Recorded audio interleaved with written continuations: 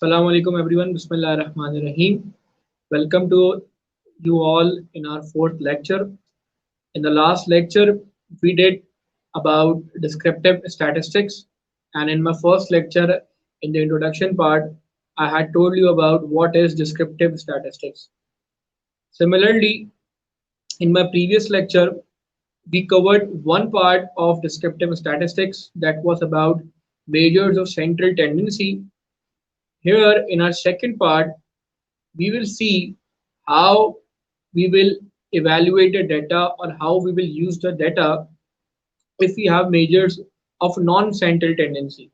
So this lecture is very important right now because majority of the things which we'll be covering today will be in your exams, as well as this part will continue whenever you are doing statistics, even in your bachelor's level or in your master's level. So keep few things which are very important for this lecture in mind, that we should know the basics and the characteristics as well as the logics behind to do any type of statistics. So in this lecture, uh, I will tell you about the measures of non-central tendency and how we will move forward. Basically, we have measures of dispersion.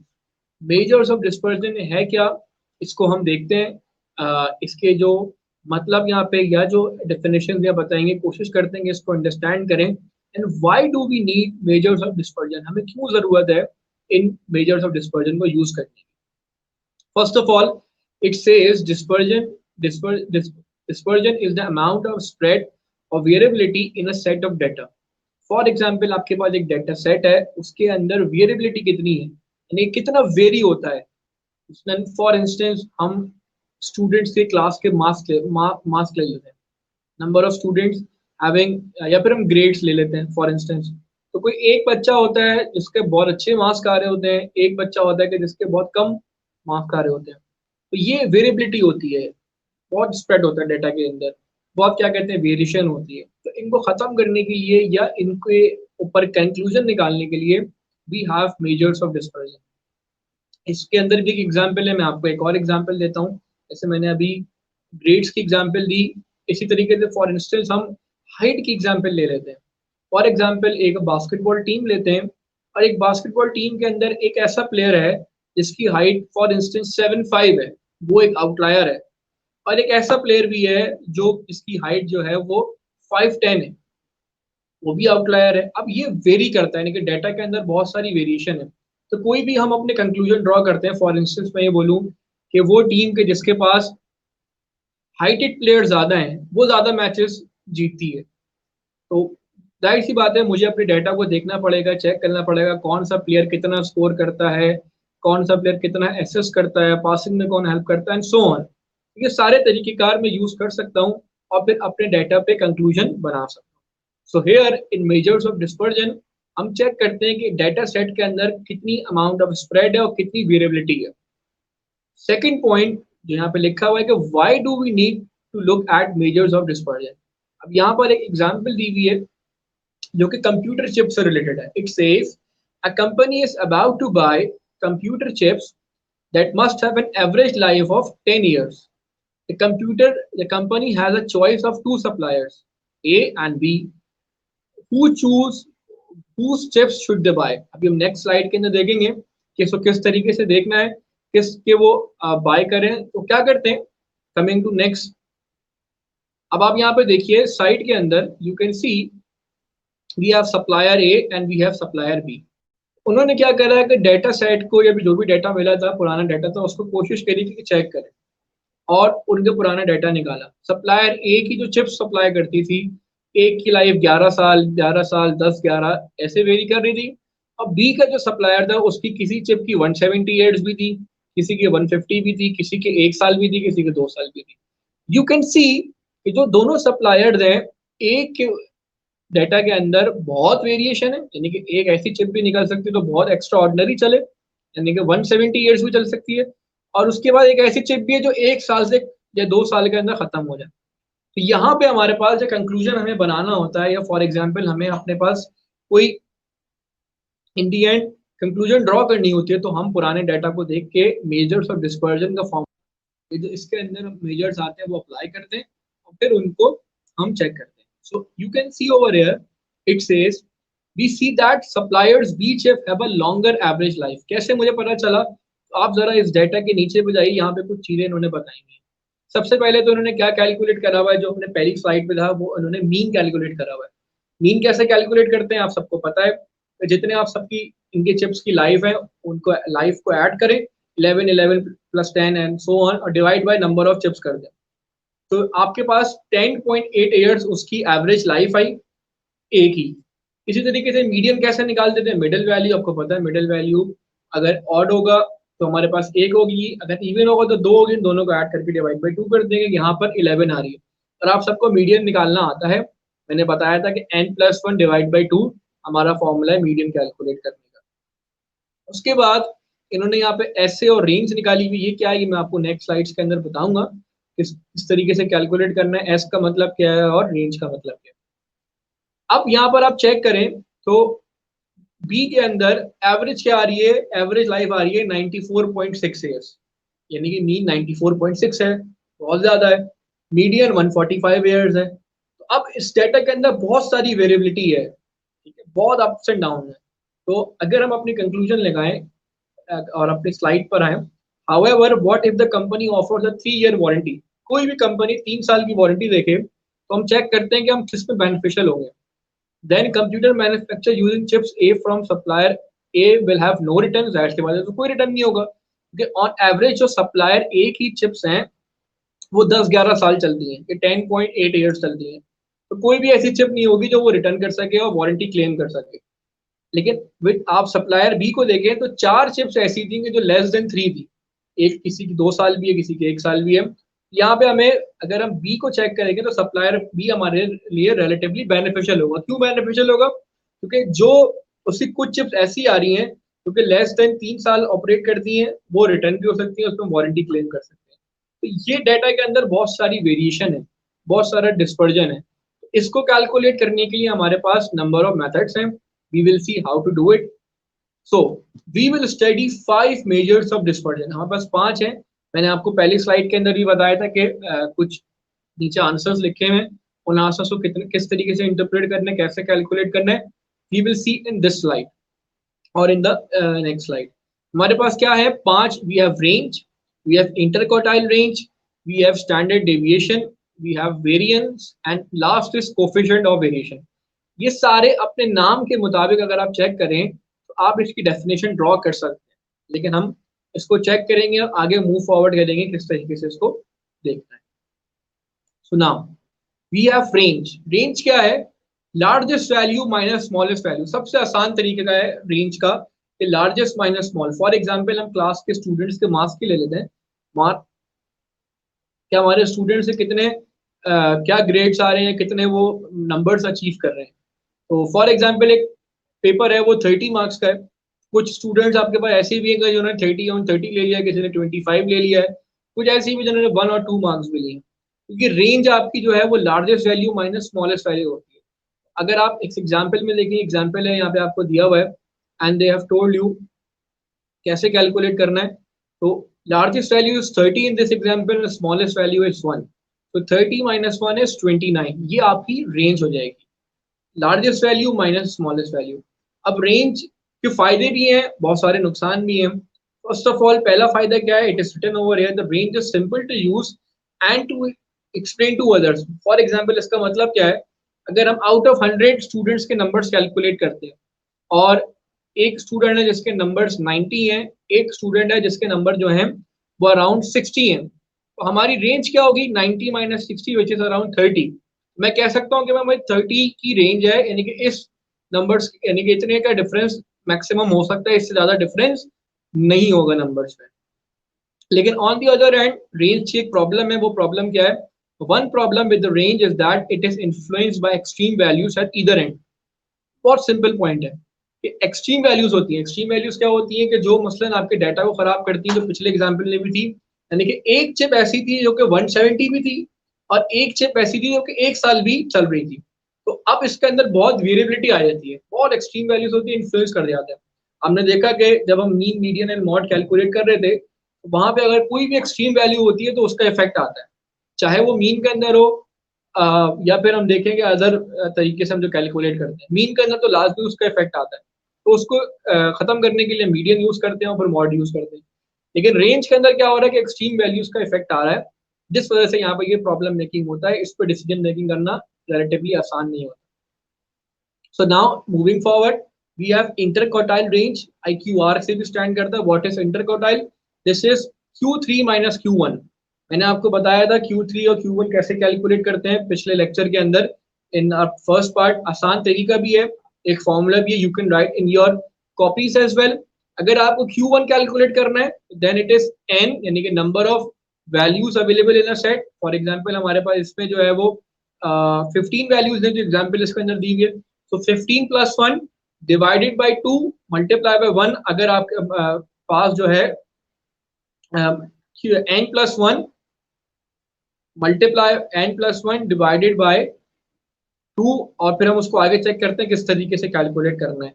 Divide by 2 कर देंगे तो आपके पास median आ जाएगा, divide by 3 कर देंगे तो आपके पास जो है वो Q3 आ जाएगा. इसको चेक करते हैं किस तरीके से कैलकुलेट करना है Q1 and Q3. Okay, Q1 क्या है आपके पास? Q1 आपका फर्स्ट क्वार्टर है, Q2 क्या होता है आपका सेकंड क्वार्टर है, Q3 आपके पास थर्ड क्वार्टर.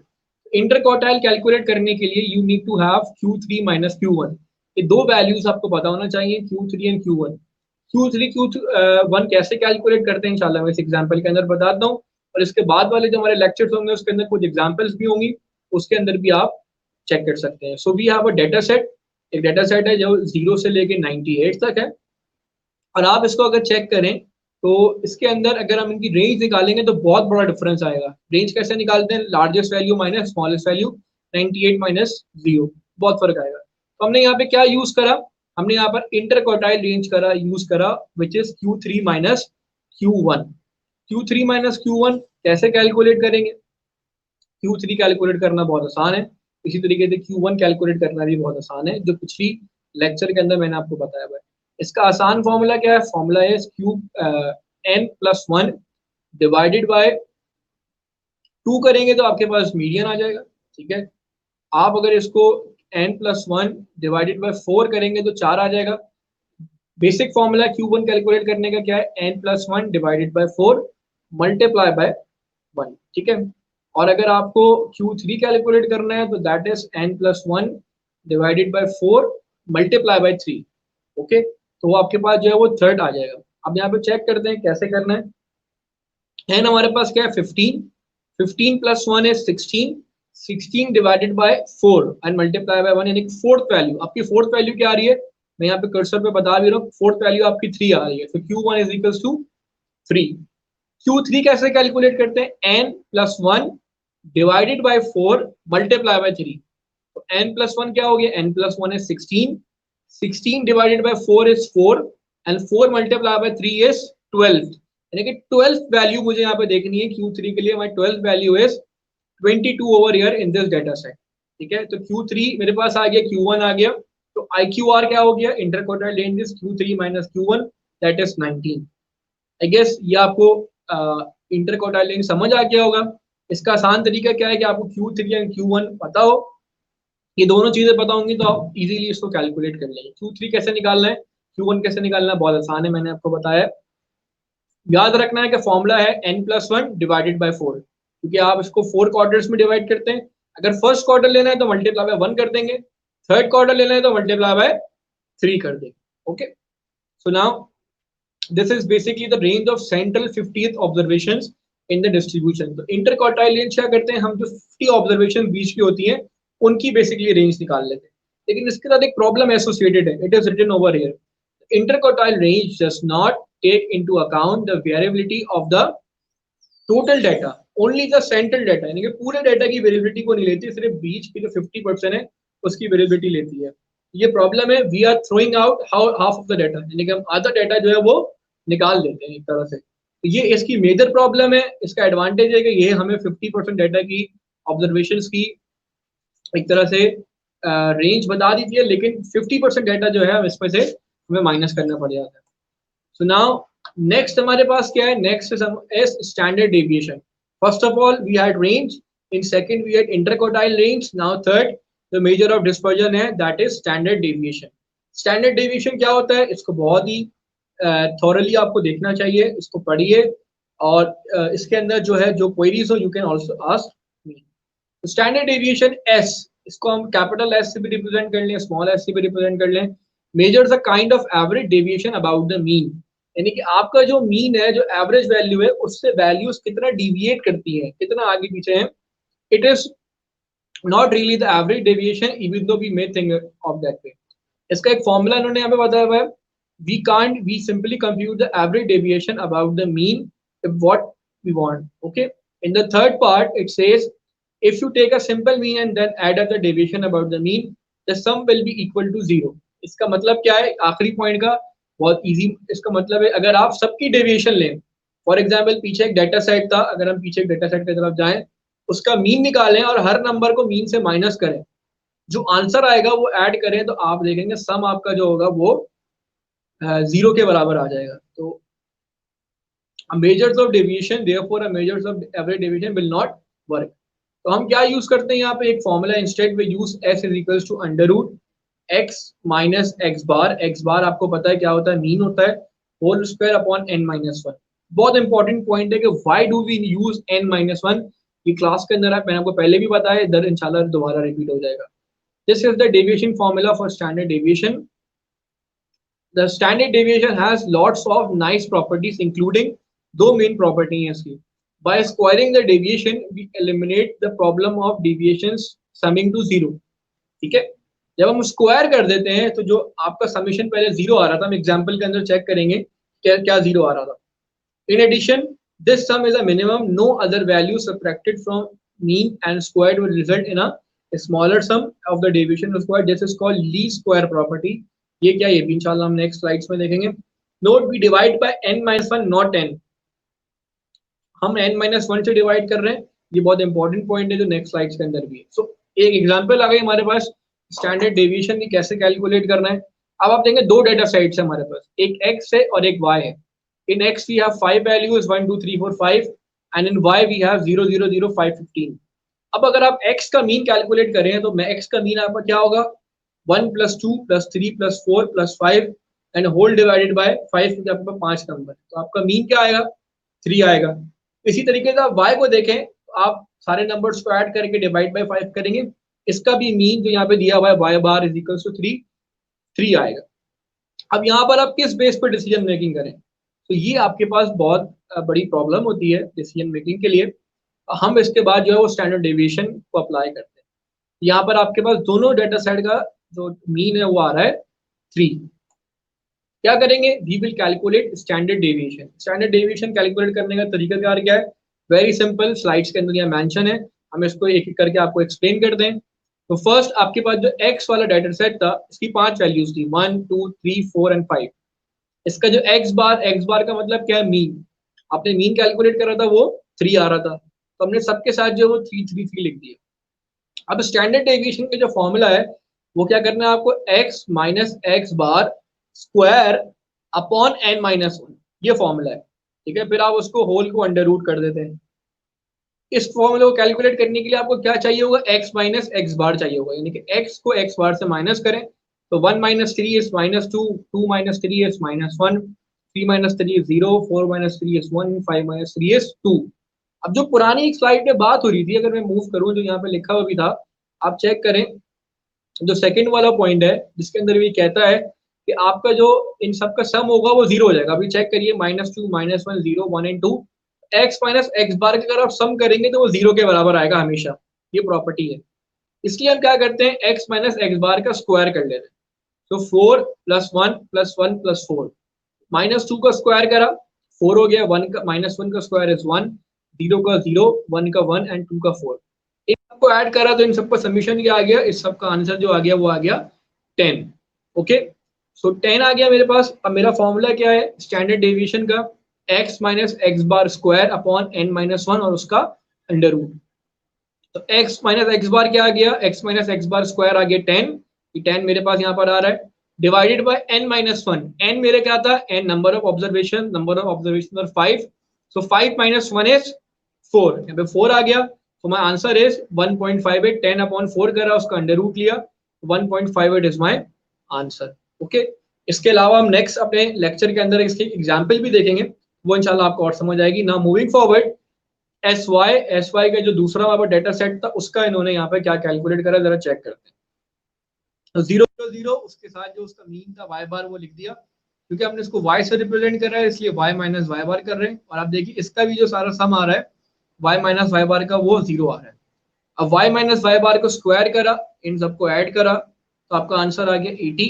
फॉर्मूला क्या है, x माइनस एक्स बार या y माइनस वाई बार का whole square divided by n minus 1, और फिर उसका अंडर रूट, तो आपका आंसर आ रहा है 4.47। इसका मतलब क्या है, 4.47 का मतलब ये है कि आपका एक नंबर जो है वो मीन से 4.47 डिविएट कर सकता है या कर रहा है, ठीक है। और ऊपर वाले के अंदर मतलब क्या है कि 1.58 जो है वो आपका हर ऑब्जर्वेशन जो है वो डिविएट कर रही है या उसमें इतना डिविएशन है। स्टैंडर्ड डेविएशन जो मैंने बताया था इंपॉर्टेंट पॉइंट कि n और n माइनस 1 का डिफरेंस क्या है, क्यों लेते हैं, यहाँ पे लिखा हुआ भी। अच्छा, ये जो एक साइन बनाया हुआ है यहाँ पर, ये पॉपुलेशन को भी रिप्रेजेंट करता है, और हम इसको सैंपल, दूसरे वाला जो स्टैंडर्ड डेविएशन है एस, इसको हम सैंपल के लिए रखते हैं। You divide by N only, very important point यहाँ पे लिखा हुआ है, you divide by N only when you have taken a census and therefore known the population mean. जब आपको पॉपुलेशन का पता होता है ना, पूरी population, I tell you in my first lecture कि पॉपुलेशन टोटल होती है, उसमें हम एक सैंपल लेते हैं, तो अगर आपको पॉपुलेशन का पता है पूरा तो फिर आप एन यूज करेंगे। लेकिन अगर आप कोई सैंपल ले रहे हैं, जो कि हमेशा आप सैंपल ही ले रहे होते हैं, बहुत कम कंडीशंस में होता है कि आप पॉपुलेशन के स्टैंडर्ड डिवीजन निकालते हैं, पॉपुलेशन की सारा डाटा होना एक मुश्किल बात है, तो हम जो है वो n माइनस 1 ही ले रहे होते हैं। Normally we work with a sample and calculate sample measures like the sample mean and the sample standard deviation. तो ये यहाँ पे लिखा हुआ है सैंपल स्टैंडर्ड डेविएशन जो है हम इसके अंदर n माइनस 1 ही यूज कर रहे होते हैं, और n माइनस 1 का तो सारी चीजें वो बताई गई क्यों यूज करते हैं, अब अभी एक्सप्लेन भी करें कि हम मेजॉरिटी टाइम जो है वो सैंपल ले रहे होते हैं, क्योंकि पॉपुलेशन की बहुत सारी चीजें हमें पता नहीं होती हैं। So now third point, it says the reason we divide by n minus 1 instead of n is to show that S is an unbiased estimator of population.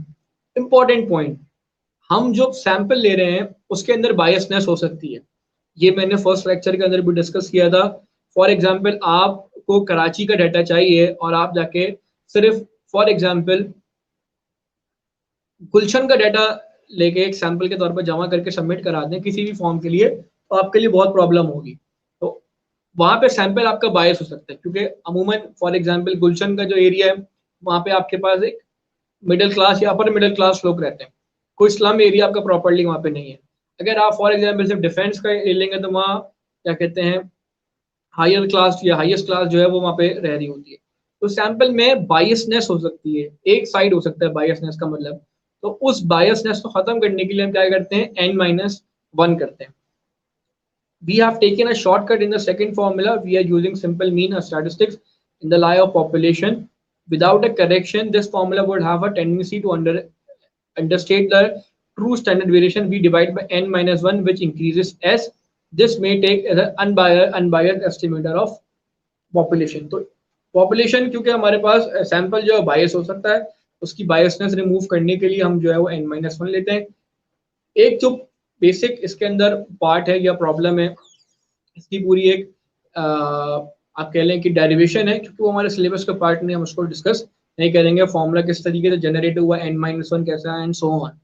So now we will move forward, और हमारे पास जो चौथी चीज है जो कि बहुत important चीज है, और हमें इसको देखना भी है किस तरीके से इसको हम यूटिलाइज करेंगे, that is variance over here. So variance क्या है, द वेरिएंस हम इसको रिप्रेजेंट करते हैं एस स्क्वायर से, is the standard deviation squared, ठीक है। या फिर हम कह सकते हैं conversely S is equals to under root of variance. Variance का आप अंडर रूट ले लें तो आपके पास एस आ जाएगा, और आप स्टैंडर्ड डेविएशन को स्क्वायर कर दें तो आपकी वेरिएंस बन जाएगी। दो फॉर्मूले लिखे हुए हैं यहाँ पे, हम बहुत इजी फॉर्मूला है, इसको नेक्स्ट के अंदर भी देखेंगे, और अपने जो एग्जांपल्स इंशाल्लाह हम नेक्स्ट लेक्चर हमारा जो होगा वो एग्जांपल्स वाला होगा, उसके अंदर भी हम देखेंगे। अभी what are we doing over here, हमें ये चेक करना है कि वेरिएंस है क्या। तो basically variance is S square, standard deviation का स्क्वायर कर दें तो वो वेरिएंस बन जाता है। ठीक है, उसका फॉर्मूला क्या है, फॉर्मूला आपका वही जो स्टैंडर्ड डेविएशन का था, वही फॉर्मूला है x minus x bar square upon N minus one. यहाँ पर सिर्फ अंडर रूट एक तरह से नहीं होगा, आपका जो है वो S square is equal to X minus x bar square upon N minus one. अगर आप उसको अंडर रूट कर देंगे तो फिर वो वेरिएंस के उसमें काउंट हो जाएगा। ठीक है, तो variance stands for standard deviation का स्क्वायर है, स्टैंडर्ड डेविएशन का स्क्वायर कर देंगे तो आपके पास वेरिएंस आ जाएगा। तो variance is equal to S square, ये भी आप इसको इस फॉर्मूले में कर सकते हैं, यहाँ पे लिखा हुआ है एस स्क्वायर। ठीक है, S square is equal to your variance. Variance कैसे कैलकुलेट करेंगे वो इंशाल्लाह हम आपको एग्जांपल्स के अंदर भी शो करेंगे, आखिरी के अंदर भी इंशाल्लाह एग्जांपल अगर मौजूद हो तो उसके अंदर भी हम चेक करते हैं। अब जो लास्ट हमारे पास डिस्पर्जन है वो है कोफिशिएंट ऑफ वेरिएंस, इसको हम सीवी भी कहते हैं। अब ये सीवी जो है ये क्या चीज है और why do we use CV, जब हमारे पास स्टैंडर्ड डेविएशन भी है, जब हमारे पास वेरिएंस भी है, why are we using coefficient of variance या coefficient of variation. The problem with S square, which is variance, and standard deviation is that they are both like the mean in the original units. क्योंकि ये mean को counter कर रहे होते हैं या mean के साथ बेसिकली होते हैं, तो वो मीन के इर्द गिर्द ही बेसिकली रहते हैं। This makes it difficult to compare the variability of two data sets. बहुत इंपॉर्टेंट पॉइंट है और एग्जांपल से भी शो करेंगे आपको कि हम दो डाटा सेट्स की जो वेरिएबिलिटी है वो कंपेयर नहीं कर सकते अगर हम वेरिएंस और स्टैंडर्ड डेविएशन को देख रहे होंगे। अगर दो डाटा सेट हो, फॉर एग्जांपल क्लास ए हो क्लास बी हो, उनकी चेक कर रहे हो तो हमें क्योंकि वेरिएंस एंड स्टैंडर्ड डेविएशन जो है वो अराउंड मीन भी होता है, इसलिए प्रॉब्लम आती है यहाँ पे। So now it says this makes it difficult to compare the variability of two data sets that are in different units of whether or where the magnitude of numbers is very different in two sets. For example, यहाँ पे दी हुई है, suppose you wish to compare the two stock, one is in dollar and other is in yen. Stock market का हम सब देख रहे होते हैं कि स्टॉक मार्केट पे अलग अलग उस पर कोटेशन हो रही होती है। अगर हम उनको वेरिएंस और स्टैंडर्ड डेविएशन पे लेकर आएंगे, उसके बेस पे कैलकुलेट करेंगे, तो जाहिर सी बात है दोनों के यूनिट्स अलग हैं और दोनों के मैग्नीट्यूड भी अलग हैं। इधर यहाँ पे प्रॉब्लम आती है इन कंडीशंस में वी यूज सीवी और coefficient of variation.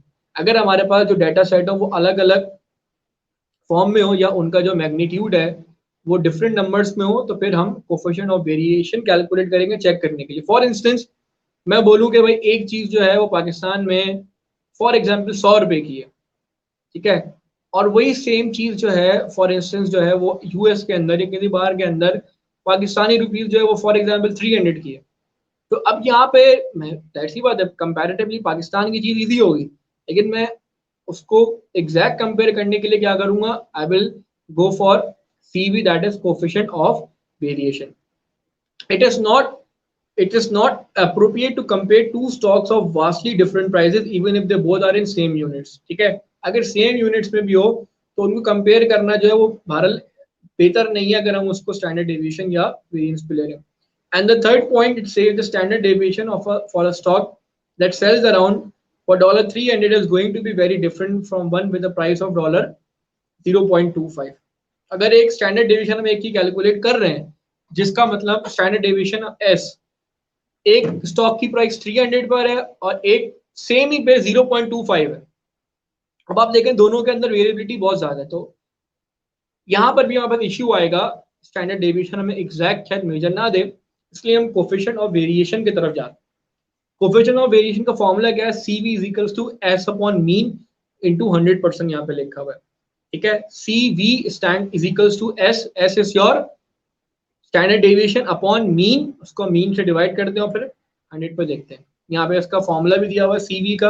What is the formula, formula is CV is in terms of percentage, what we are in effect calculating is what the percentage of sample mean is in the standard deviation. If CV is 100%, this indicates that sample mean is equal to the sample standard deviation. This would demonstrate that there is a great deal of variability in the data set. 200% would obviously be even worse. तो बात मैंने आपको बताई वही बात है basically कि इसके अंदर वेरिएबिलिटी बहुत ज्यादा हो सकती है। अगर हम CV यूज करेंगे तो हमें बहुत सारी चीजें एक्यूरेट उसके अंदर मिल सकती है। क्योंकि इसके अंदर हम दो चीजों को अकाउंट कर रहे हैं। फॉर्मूला इसका चेक करें, formula is s upon x bar, आपको पता है एक्स बार मीन होता है, s is your standard deviation. Okay, so now moving to our last example, जो हमारी एग्जाम्पल है, इस पूरी एग्जाम्पल को हम कोशिश करेंगे और फिर चीजें चेक करेंगे कौन सी चीज बेहतर है, कौन सी चीज बेहतर नहीं है। तो we have example of stock prices. Stock prices में मेरे पास which stock is more volatile, मुझे चेक करना है कि स्टॉक कौन सा वॉलेटाइल है ज्यादा, ठीक है, यानी कि कौन किसके अंदर वेरिएबिलिटी ज्यादा है, मैं किसके अंदर पैसे लगाऊं, किसके अंदर मेरा रिस्क ज्यादा है, किसके अंदर मेरा रिस्क कम है। ठीक है, तो यहाँ यू सी आपके पास एक स्टॉक ए और स्टॉक बी दोनों की प्राइसेस दिए हैं, दोनों के डॉलर्स में प्राइसेस हैं, लेकिन आप चेक करें एक जो है वो 1 और 1.2 या 1.5 या इसके इर्द गिर्द मूव करता है, और एक जो है उसके प्राइस ज्यादा है 180 एंड सो ऑन। इस प्राइसेस ज्यादा होने के अंदर भी हमारे पास प्रॉब्लम हो सकती है, क्योंकि इनका मीन जाहिर सी बात है डिफरेंट आएगा। अभी हम चेक करेंगे, यू विल सी इसका स्टैंडर्ड डेविएशन भी अलग आएगा, वेरिएंस भी अलग आएगा। तो यहाँ पे भी use coefficient of variation. So stock A mean calculate करना है, वेरी इजी, आप सबको पता है मीन कैसे कैलकुलेट करना है। 1 प्लस 1.5 प्लस 1.9.6 3 प्लस 4 5.2 और इनको डिवाइड बाय, क्योंकि यहाँ पर हमारे पास 8 वैल्यूज है, डिवाइड बाय 8 कर देंगे, मीन आ जाएगा which is your 1.7। Standard deviation ये एस स्क्वायर क्या है, S square is your variance. Variance कैसे कैलकुलेट करेंगे, X minus x bar whole square divided by N minus 1। ये कैसे करेंगे, अब आप इनका एक चार्ट बना के एक्स माइनस एक्स बार जो मैंने फर्स्ट एग्जांपल में दिखाया था वो कैलकुलेट करेंगे आप, और फिर यहाँ पर आप एंड हो सकते हैं, योर आंसर विल बी 2.61। ठीक है, अब इसका एस निकाल लेंगे तो वो उसका अंडर रूट कर दें तो दैट विल बी 1.62, यानी कि ये सारी चीजें आपके पास आ जाएंगी। अब आप कंपेयर करें स्टॉक ए को स्टॉक बी से, तो व्हाट इज योर प्रॉब्लम, आपका मीन एक का 1.7 है, एक का 188.88 है, एक का जो वेरिएंस है वो 2.61 है, एक का वेरिएंस 128.41 है, एक का जो आपके पास स्टैंडर्ड डेविएशन है दैट इज 1.62 और दूसरी की जो स्टैंडर्ड डेविएशन है दैट इज 11.33। बहुत डिफरेंस है। तो इस वॉलेटिलिटी को खत्म करने के लिए हम क्या करते हैं, हम सी ए सी बी या फिर कोफिशिएंट ऑफ वेरिएशन कैलकुलेट करते हैं। तो यहाँ पे फॉर्मूला दिया हुआ है, फॉर्मूला क्या था हमारा, S upon x bar into 100। S क्या है हमारे पास 1.62 है, यहाँ पे देख लिया, मीन आप निकाल चुके 1.7 इंटू 100 दैट इज 95.3। इसका मतलब इसकी 95.3% वॉलेटिलिटी है, क्योंकि ये वॉलेट हो रहा है इतना ज्यादा परसेंटेज इसके अंदर आ रही है। अगर आप पार्ट बी कैलकुलेट करें, पार्ट बी चेक करें, तो पार्ट बी के अंदर जो है आपके पास हम फॉर्मूला लिया 11.33 अपॉन 188.88, जो वैल्यूज मुझे यहाँ पे दी हुई है, इन वैल्यूज को यूज करते हुए मैंने कैलकुलेट करा तो 6 आ रही है, 6% आ रही है। अब मेरी कंक्लूजन क्या होगी, मेरी कंक्लूजन यहाँ पे क्या गिवन है, it is written over here the standard deviation of B is higher than that for A. अगर आप देखें स्टैंडर्ड डेविएशन बी की हायर है, 11.33 आ रहा है, लेकिन ए जो है वो ज्यादा वॉलेटाइल है। ठीक है, ज्यादा वॉलेटाइल है क्यों, क्योंकि उसका यूनिट तो सेम है, वो दोनों डॉलर्स में कंपेयर कर रहे हैं, लेकिन प्राइसेस में बहुत फर्क है। एक जो है वो 1 से लेके 5 तक आगे पीछे हो रहा है, दूसरे वाला जो है वो 180 से 210 के बीच में डिफरेंस है प्राइसेस का। तो हम क्या कंक्लूड करेंगे, बी का स्टैंडर्ड डेविएशन तो ज्यादा है, लेकिन वॉलेट जो है वो ए ज्यादा है। ठीक है, this was your standard coefficient of variation. हमारे पास जो नेक्स्ट एग्जांपल है, ये टेस्ट स्कोर्स है हमारे पास मार्क्स के स्टूडेंट्स के। अब इसके अंदर एक पूरा सवाल है, ये these types of question will be coming in your papers और असाइनमेंट्स। ओके, सो चेक कर लेते हैं, बहुत इजी है, बहुत मुश्किल नहीं, किस तरीके से कैलकुलेट करना है इंशाल्लाह नेक्स्ट स्लाइड के अंदर या नेक्स्ट लेक्चर के अंदर मैं आपको बताऊंगा भी ऑन बोर्ड किस तरीके से इसको कैलकुलेट करना है।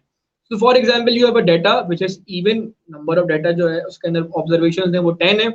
इसका क्या क्या कैलकुलेट करना है, you need to calculate mean, median, mode, quartiles, Q1, Q2, Q3, range, inter quartile, variance, standard deviation, coefficient, और ये सारी इन्होंने समरी बताई हुई। कैसे कैलकुलेट करना है इसको एक रिवाइज कर लेते हैं ताकि आपको समझ आ जाए। सबसे पहले डेटा को ऑर्डर कर लें ताकि आपको प्रॉब्लम ना हो। मीन की निकालना, mean is very easy. What you will do, जितने नंबर्स हैं इनको ऐड करेंगे और इन सबको क्या करेंगे आप डिवाइड कर देंगे, डिवाइड बाय 10। ये यहाँ पे दिया हुआ भी है, इन सबको आपने ऐड करा, 0 + 0 + 40 + 50 + 50 + 60 + 70 + 90 + 100 + 100, टोटल आया 560 और नंबर ऑफ ऑब्जर्वेशन वर 10। तो 10 से डिवाइड कर दिया, यानी कि आपका जो मीन आ गया दैट इज 56। मीडियन कैलकुलेट करना है, मीडियन कैसे कैलकुलेट करना है, आपको बताया था n+1 डिवाइड बाय 2। तो n क्या है यहाँ पे, n is 10, 10+1 is 11, 11 divide by 2 is 5.5, यानी कि फिफ्थ एंड सिक्स वैल्यू लेंगे, उनको डिवाइड बाय 2 कर देंगे। So your fifth and six value क्या है, 50 + 60, 50 + 60 is 110, 110 divided by 2 is 55।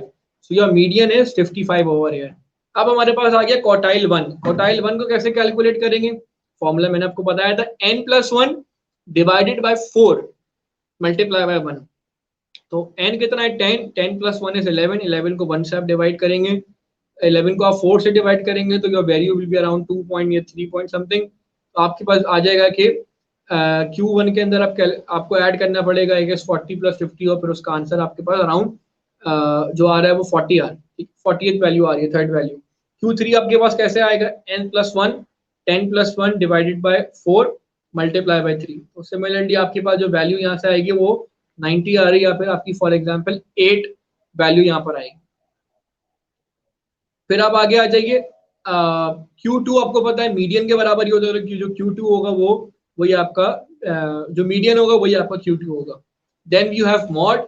Mod क्या होता है, मोस्ट रिकरिंग वैल्यू। यहाँ पर दो वैल्यूज रिकरिंग हो रही है, 0 भी 2 बार आ रहा है, 50 भी 2 बार आ रहा है, इवन 100 भी 2 बार आ रहा है, तो इसका मॉड क्या होगा, 0, 50 and 100।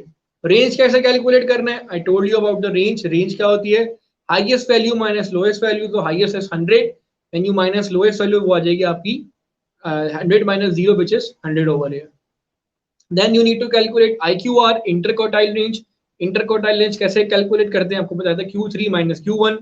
Q3 is given which is 90, Q1 is 40, so 90 minus 40 is 50 over here.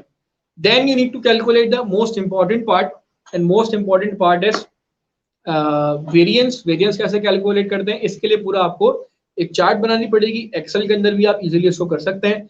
In my next lecture मैं आपको बताऊंगा कि ये सारी चीजें ऑन बोर्ड किस तरीके से आपको सॉल्व करनी है और फिर इजीली आप इसको कैलकुलेट कर सकेंगे।